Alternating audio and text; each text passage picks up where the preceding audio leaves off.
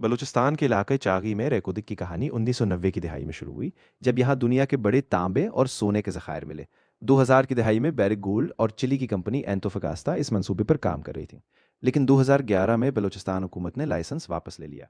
ये फैसला बाद में पाकिस्तान को बहुत महंगा पड़ा, क्योंकि कंपनी ने बैनुल अक़वामी सालिसी अदालत इंटरनेशनल आर्बिट्रेशन कोर्ट में केस किया, और जुलाई 2019 में अदालत ने पाकिस्तान पर तकरीबन 6 अरब डॉलर का भारी जुर्माना लगा दिया। इसके बाद पाकिस्तान ने बातचीत का रास्ता अपनाया और मार्च 2022 में एक नया मुआहदा किया, जिसमें जुर्माना खत्म हुआ, प्रोजेक्ट दोबारा शुरू हुआ और मलकियत बराबर बांटी गई।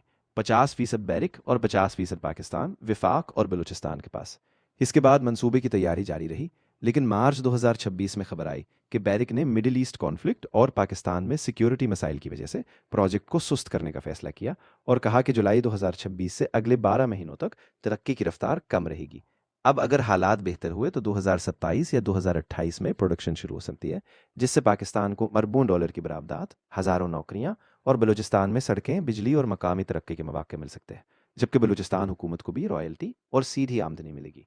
लेकिन यह सब उसी वक्त होगा जब सिक्योरिटी बेहतर हो और पॉलिसी में तसलसल रहे। इसलिए रेकोदिक एक बड़ा मौका भी है और एक बड़ा इम्तिहान भी, और फैसला आने वाले चंद सालों में होगा।